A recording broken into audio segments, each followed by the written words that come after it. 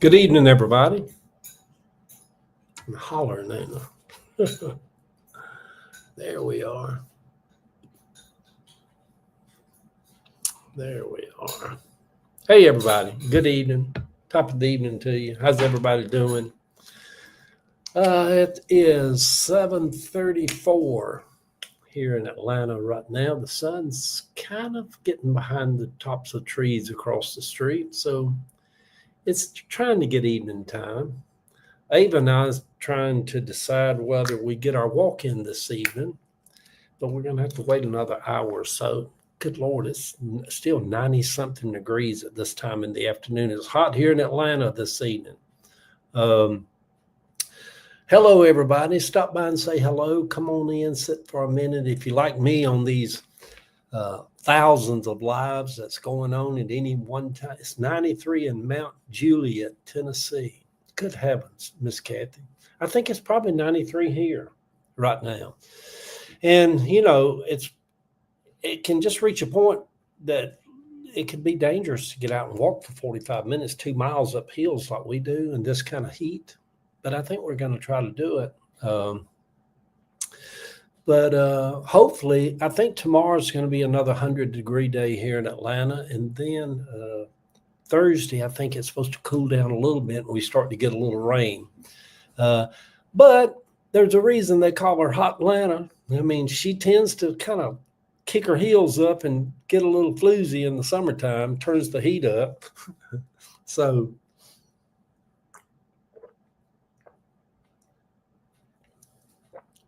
good evening, Miss Kathy, over on Facebook. Yeah, man, it's something like from all the way up until now, it's been hot in the afternoons a few times, 87, 88, something like that. And then a thunderstorm come up. But it's kind of, we call it air you wear, Kathy says over on TikTok. But man, when it jumps up to the 97, 98, 99 degree mark, oh my God, you just walk outside and you're like, oh, glory be unto the Lamb of God. Am I about to fall over dead out here? This heat is so intense, it just hits you around. And in Atlanta or, Alabama, South Carolina, in the South, there's so much humidity in it too. And so it just feels like you're just, I don't know, it's intense. It's very intense. And I know that when Ava and I was in Palm Springs, California, it would be 100 degrees, 103 degrees, 105 degrees. But they would warn you out there that you get lulled into the it's more comfortable heat because it's a real dry, low humidity heat. And so when you're walking around downtown in Palm Springs, like they have these little lines that's running all up and down the streets as misters, and they have a real fine mist just kind of where you walk and it puts humidity in the air. But it's so dry. It ain't like here. Like here, you just walk out to the car or the mailbox and back, and you're like, "Good God, it's hot out here." Well, she needs to put those heels and legs down. Yeah, she does. But anyhow, good evening, everybody. Hope everybody's doing well this evening. Hope you had a good day so far. We're on the wind down of this day as we head 20 minutes to 8 o'clock. I sound like a DJ, don't I? Here in Atlanta, Georgia, on WYYZON, WKRP here in Cincinnati. But yeah, summertime. Hey, y'all. Thank y'all for the gifts, the hearts, the hellos. Hey, Digits Mom. Good evening to you. Hello to all you people over on Instagram and YouTube and TikTok and Facebook. And hey, Miss Rhonda over on Facebook. So I figured, I don't know, I've kind of been over the last couple of weeks. Let me look at the calendar right here. Let me go ahead and make a big announcement. Yeah. Well, I was going to see what the calendar says about it. I want to do another day fast and invite people to join in and let's do a fast together. on the first Monday of July, and I think that's maybe July the 7th or 8th or something in there. But anyhow, the first Monday of July. Hey, Mr. Henry Harris, the famous, the one and only Henry Harris, world renowned for his interview shows, and he's got a new program that he's putting out called Evolve, I believe it is. Henry's one of them kind of guys where when he interviews people, he interviews real whoop-de-doo famous people like Bishop Jim Swilley and just a who's who of the eclectic world of spiritual leaders out there. But anyhow, good evening to you, Henry. I think you're out in Missouri. It's probably really hot out there too. Yeah. So anyway, y'all, I'm feeling good. I'm feeling okay. I thought about the last couple of days on my morning. Henry says you're famous in my eyes too. Yeah, thank you there. The last couple of days, I've written posts. I'm a political writer. I'm a religious writer. I'm a spiritual writer, and I'm just a storyteller of old time Pentecost and grannies that lay hands on sick babies and pray over them. And but the last couple of days, I've kind of written posts where that I've just said my extreme distaste for Donald Trump. First off, if I can just be honest with you, I really don't know how to hate anybody. I thank God that bypassed me. Even I was talking to my former wife of 20 years today, and she was talking to somebody, and she was telling me that somebody we knew years ago, and she ain't heard from her forever. And this person got divorced from her husband years ago. She said, I hate him. I just hate it. I hate his goddamn guts. I just hate him. And he hates her. And I was telling Kathy, I'm like, I just don't think I ever learned how to hate people. How do you, to me, I have this saying that's true for me. It may not be true for everybody because our truths are not everybody's truth, but I know it's true for me. Once I've ever loved somebody, I don't know. I never figured out how to unlove them.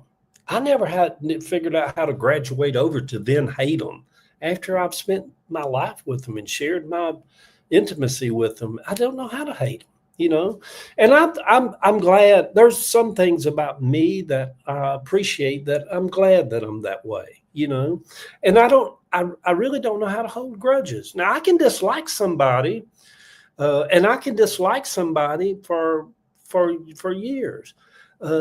And I've had customers that came in over several years and did business with us, and I just never cared for them. But it wasn't that I was holding a grudge against them or they said something one day. I can hold a grudge like nobody else's business. That's normal. I think, Ava, that's normal. I think that is normal. But I can dislike people, but it's not because I'm holding a grudge for them, or they did something I can't forget or get over, or they showed me a side of them that pissed me off.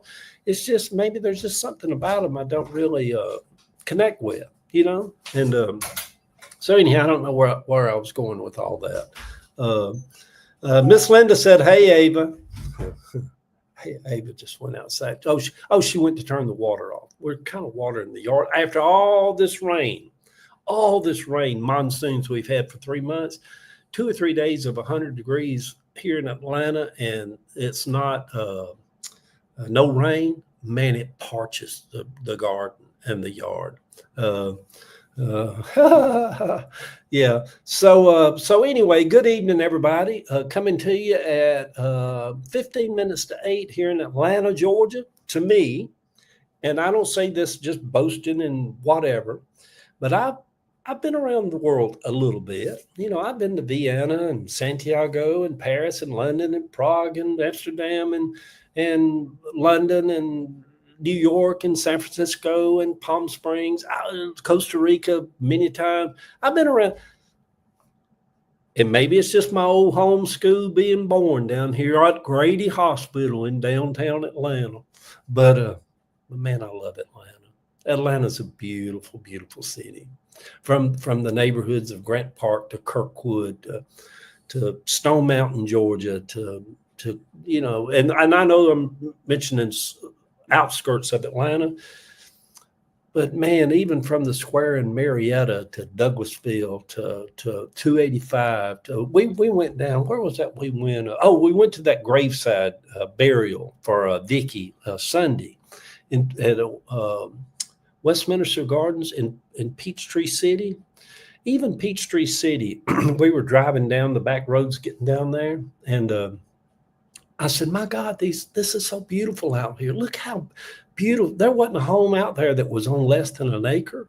Just beautiful. And then you're 30 minutes, whatever, from driving right into Atlanta. And so anyhow, I love Atlanta this evening. So let me take me a sip of this. It got hyper, didn't I? I'm like, I posted on Facebook earlier a video of a lady I ran across, and she's talking about what I know about Iran and this, that, and that. She's real fidgety and hyper. And I'm like, that seems like my sister. I get like that sometimes, just fidgety and hyper.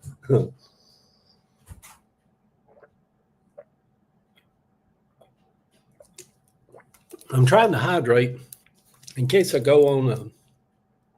Are y'all like me? I don't like artificial flavors. They got this Zero Gatorade. This little bottle right here has 80 calories in it. It's got 21 grams of total sugar. And I get the kind with zero sugar, and it just I don't like that chemical taste in it, Gotta love Ava for speaking the truth. Yeah, me and Ava's a little different. I love bananas. Ava don't like anything bananas. I hate bananas. She hates bananas. I love coconut. A slice of coconut cake. A German chocolate slice of coconut, cake or anything with. I drink a coconut water every morning.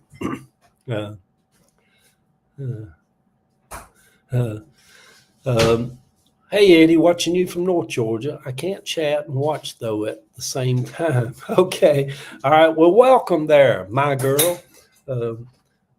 I've got sunshine on a cloudy day. That's what makes me when I see somebody's handle my girl. I guess you say, what can make me feel this way? Welcome, my girl. But anyway, yeah, so here we are in the summertime. Listen, I was going to mention something else in these 10 minutes or so I might be on here. That the last couple of days I posted where people started to say, my God, Eddie, have you drank the orange Kool-Aid? Are you now for Donald Trump? Are you sure, blah, blah, blah, blah, blah.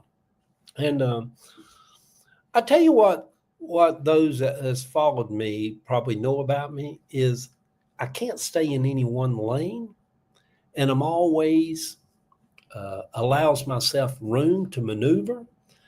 I don't follow in a certain direction that I'm afraid to step over the line from. And so the thing I would tell you that if there's some person on here, I rarely ever block anybody or whatever. I mean, to me, that's a little bit childish. But if people come on your page and they want to argue with you and they go, you need to read this and you need to do that and you need to research that and to me, Lord, if I paid any attention to that, it would drive me crazy. But I don't pay that much attention to it.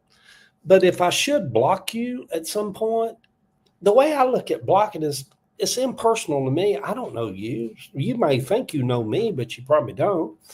And when I block somebody, it's just my way of saying we're not compatible. We're just not compatible with each other. That's all it is, And have you ever? Have you ever? Can some of you remember back when you was dating, and you had these experiences?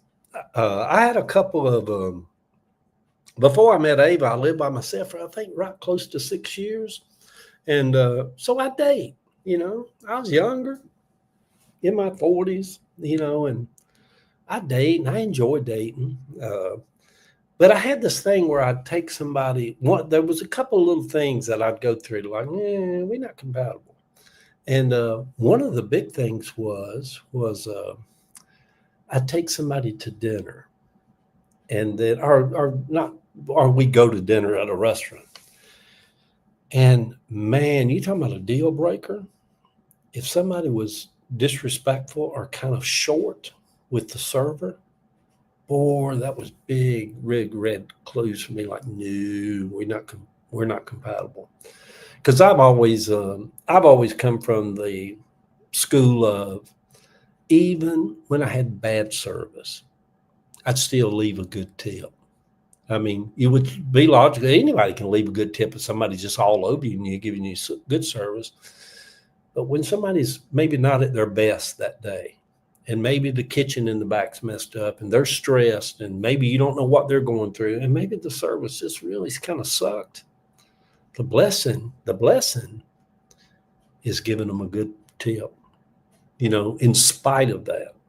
So, I had a couple of experiences where that we're just so when I block somebody, I'm just saying we're just not compatible. I don't know you, I just know that you're giving off some kind of energy that's like, I don't know about you, And my thing is yeah, I do enjoy this global community. I do enjoy this Facebook and Instagram and YouTube and Substack and Blue Sky. Hell, I don't know what all I'm on, but.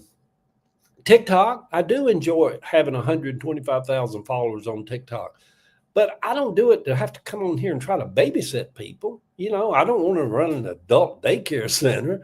So,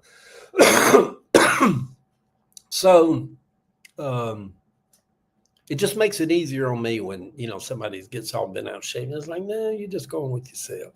Bless your heart, hon, as they say in the South. But I have thought the last couple of days, because I want the country to be successful. I want our country to be successful. And I know we're going through a lot of bullshit now. I think Donald Trump is not a good man. He's the epitome of everything I've ever thought about a Christian.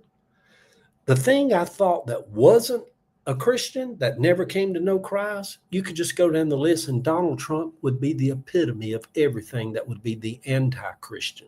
That's just my opinion. And in this global community, we all have, like buttholes, we all have opinions. But by the same token, I don't want to have such hatred for him that no matter what he does, even in moments that might be the best thing to do,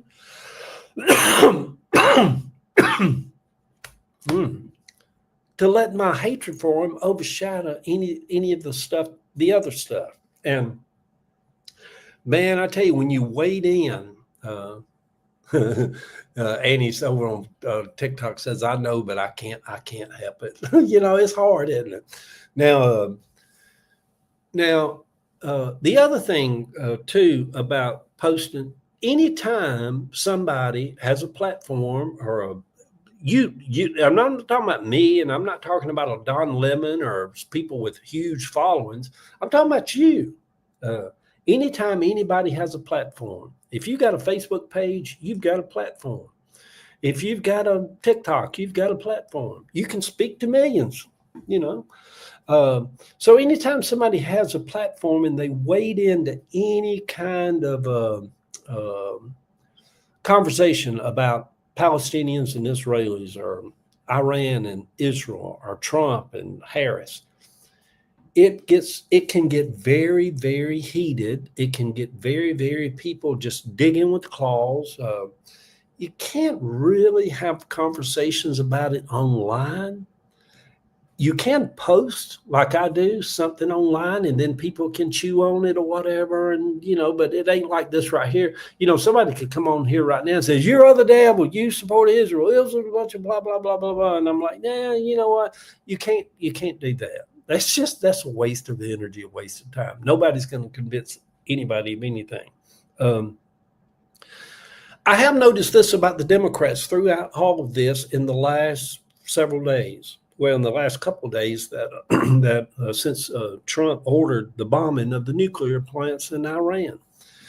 And that is, I've watched Democrats come on CNN and different ones, and to be quite frank with you, I'm a little turned off by them because they won't come right out and say that they support the decision to bomb the nuclear plants when most of them do. That the reporters are saying off camera, most of them, because there's a lot of Jewish congressmen and women in the Congress, and a lot of the Jewish and just Democrats. I guarantee you, I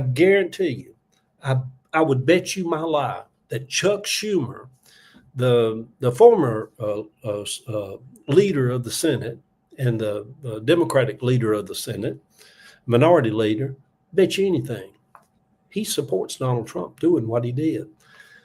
But it's kind of icky to me when they'll come out and they'll just whine and complain about the structure of it. Oh, he should have got congressional approval. Oh, he should have did this. He should have came to and get informed. He should have got us on board. And then when they're asked point blank, well, do you wish he hadn't have done it? They'll just kind of won't give an answer on that, because they'll say, yeah, we don't believe Iran should have a nuclear bomb. And so anyhow, when I understand when you wade into these conversations, you invite arrows and you invite criticism and you invite people of a different opinion, and but at the same time, I think if I'm being honest, I think for most of our lives, we're conditioned to learn and have learned to stay in our lane and don't get over this way and don't get over that way. And I knew from being a pastor and preaching a lot for over 17 years in radio and tent revivals and this and that and the other, man, you could have the most dedicated, diehard people that went to your church. And as long as you never preached a little bit over the line about something they believed, and then they could be tithe givers, they could go there 3 times a week, they could be there every time the doors was open, and then you could just say something as simple in a message that, well, I don't know if you really, by not being baptized, would actually keep you out of the kingdom of God.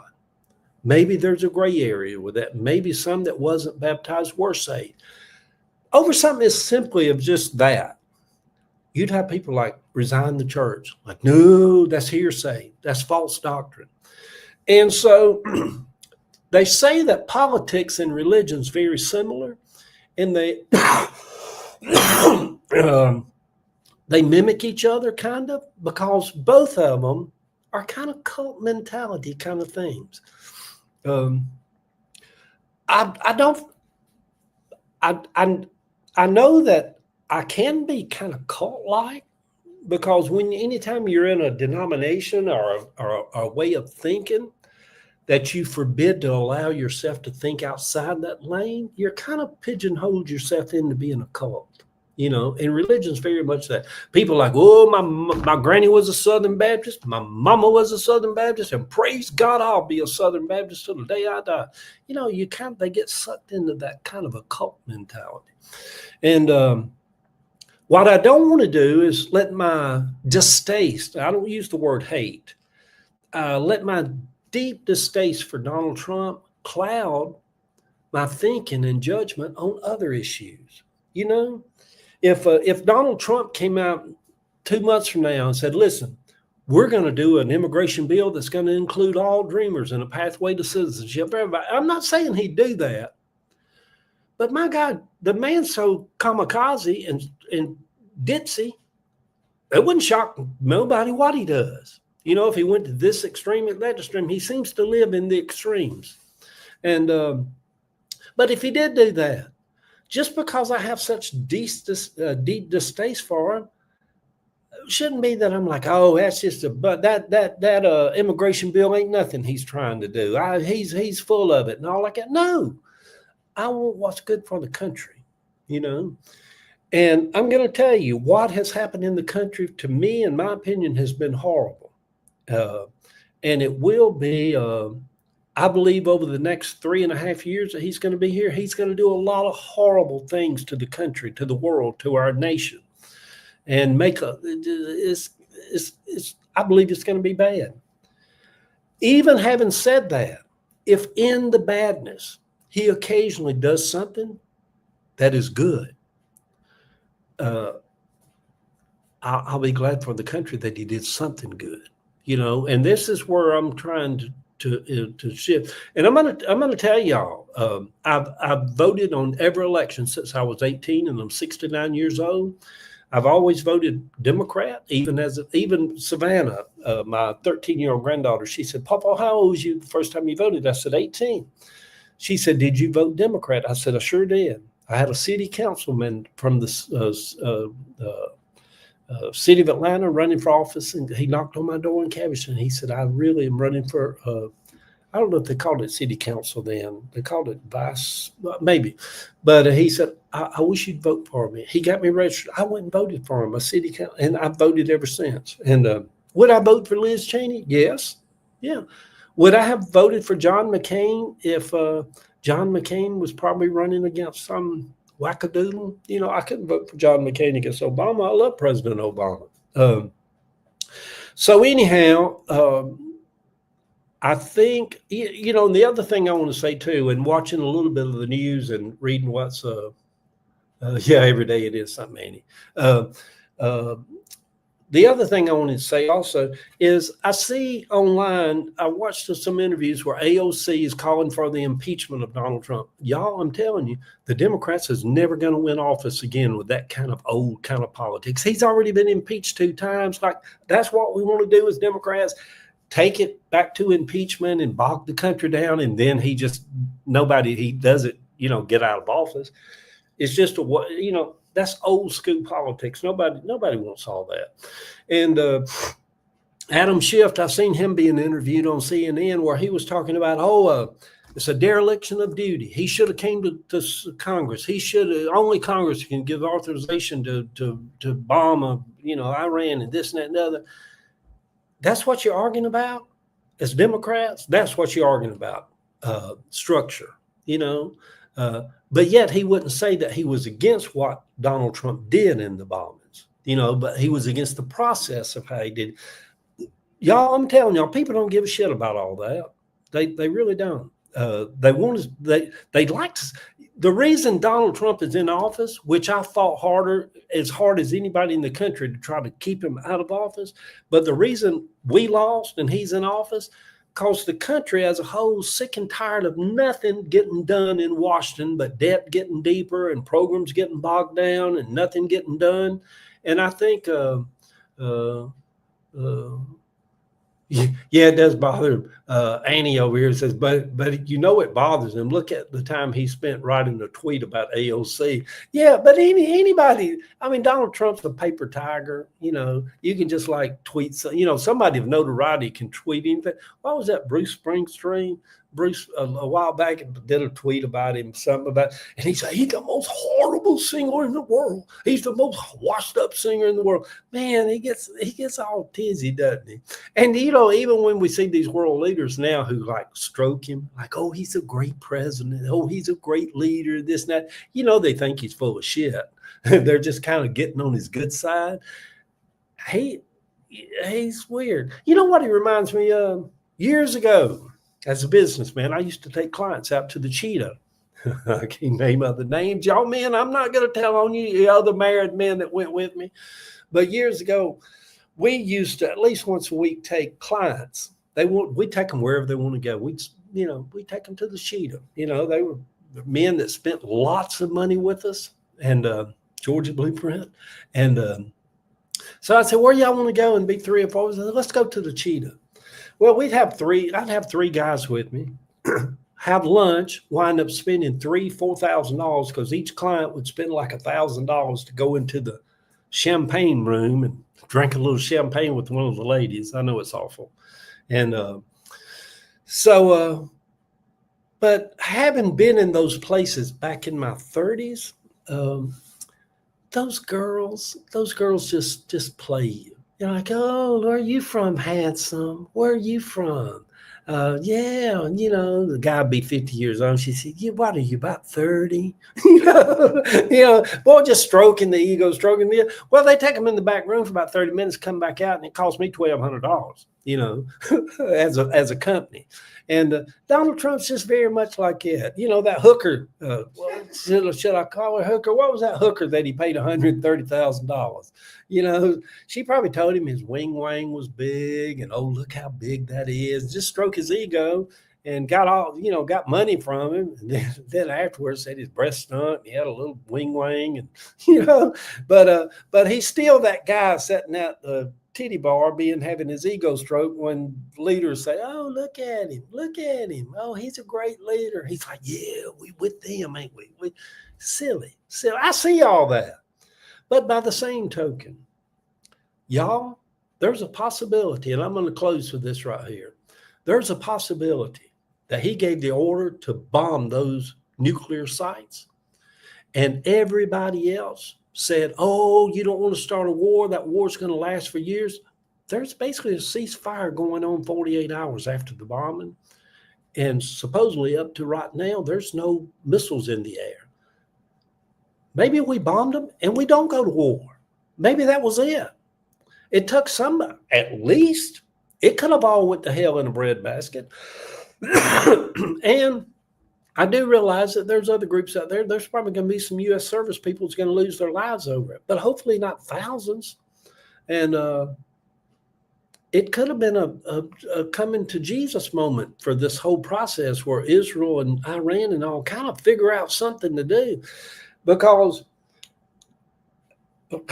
he said that earlier on the tarmac of somewhere this morning when he was leaving. Somebody's asking them, and he was real upset at Israel and Iran. He said neither one of them have no fucking idea what the hell they're doing, or something like that. But he used that word, know the fuck what they're doing. Use that word fuck. First time in our history of presidents ever been called on mic saying something like that.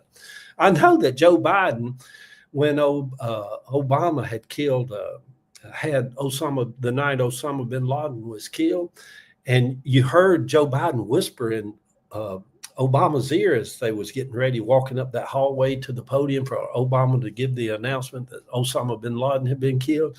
And you could hear Joe Biden say, it's a big fucking deal, and George Bush cussed. But the thing about it is, I wonder, when I heard him say that, I'm like, yep, me being old school Christian, where Christians used to be, oh, no, you can't be right with God and use the word fuck. You're going to bypass go. You're going to go straight to hell. Jesus would roll over on the cross if he heard a Christian use the word fuck. And I thought, oh, I wonder what all the evangelicals, because, evangelicals are not only against a women's right to choose in their health care as far as child labor and childbearing, and they're wanting 10 commandments posted in the classrooms of schools across the country. Evangelicals against all that. They're against cursing too. They believe cursing's of the devil. And Donald Trump said they want to know what the fuck they're doing. So I think what we're going to see now, you wait and see this going forward. He is going to be using more vulgar language, vulgar language in the South. My Granny Bratcher and them, they would take and literally, I seen them do this a couple of times when a little kid, 6-7 years old, said, I don't give a shit, kiss my ass, or something like that. They literally take a bar of soap and wash their mouth with it, and it tasted horrible because I had it done before. And that lets you know, they ever hear you cuss again, they will hold you down and wash your mouth out with soap. But that was the Holy Ghost doing that to him, making you, So anyway, hopefully, who knows? Maybe the bombing of the nuclear sites, we go forward. There is no prolonged war. There's nothing except maybe letting Iran know that every president from George W. Bush to Barack Obama to Clinton, all of them has all said, we don't want Iran, with the radical fanaticism of their religious people, to be in control of nuclear weapons. They've all said that. But Donald Trump went over there and gave the order to bomb them. And regardless if we go to war. So anyway, yeah, I'm not drinking the orange Kool-Aid, but I want to be open-minded. If something's good for the country, if something's good for the world, just because it's Donald Trump, I want to be, he's a sack of shit and he's just screwing up the world. I don't know if it can get much more screwed up than it already is. But anyhow, good evening, Will. Good evening, everybody. Yep. Ava and I's got to decide in about 30 minutes whether we want to get out in this intense heat in Atlanta, Georgia, and get out and go walk. I think I'd feel better if I could. And maybe Ava's already said she may want to take a cold bath in the outside tub out in the garden. Maybe I might do that also. It can't be too cold. So anyway, y'all, love y'all. I'm going to get he does his share of show. Show somebody. He does his share of stroking people's egos himself, silver tongue that he is. Yeah, he does. Yeah, he does. Likes all that, don't he? Who doesn't like it though? You know what? I know I'll get these emails. People I don't even know. People will send me little private emails, whatever, on Facebook. I get them all the time, and over on TikTok, where they're like, Eddie, I listened to you last night, and oh my God, you were such a blessing. It just touched my spirit, and this and that and the other.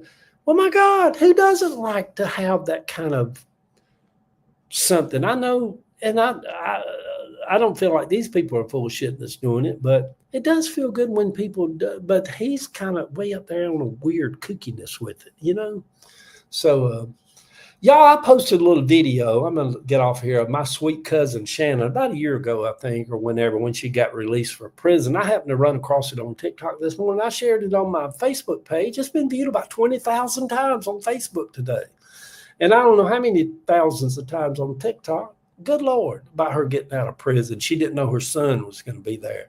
And she gets all emotional and starts crying. Bless her heart. She's been in prison for 7 years. So anyhow, I just downloaded and put the video over on my Facebook page. And good Lord, all day long, my phone's just been blowing up on, I guess, threads that they call it on Facebook, where that people just saying it's such a blessing to see that. You know what? The other thing, too, I'm different from Donald Trump in this way. I like to share. I like to celebrate other people. I like to share other people's posts. I like to support other people. I like to find, even Ava, the young man that came up, we were talking to about, he's running for a Board of Education state. Yeah, Sherry's son. Sherry's son. What's Sherry's? Royce is his name. Royce. There's a young man named Royce. His mother is Sherry. Sherry Mann Stewart. Sherry Mann Stewart. She's on here. Such a nice young man. And he come up, was talking to me, and Ava at an event over in Grant Park Saturday, and he's running for Board of Education. Atlanta City Council. Atlanta Citywide, I think. Yeah. Yeah, Atlanta Citywide. And I told him, went viral during the campaign. He went viral during the He campaign. and his friend were dancing at the first Kamala rally in the stands, and they went viral for that. Yeah, him and his friend were dancing at the first Kamala Harris campaign event, and he went viral and went on. But anyhow, his mom's so sweet. Ava loves his mom to death. But he's running for Board of Education citywide. And I told him, I said, well, you know, I'm going to find him on Facebook right here. I said, because I like him and I love it. His mama is just so sweet. I said, we're gonna get online and support you, make a little ruckus and racket. And what I was starting off with that, unlike Donald Trump, I love to celebrate other people. I love to support other people, lift up other people. I think that's why I got so involved as a fellow with the Harris campaign.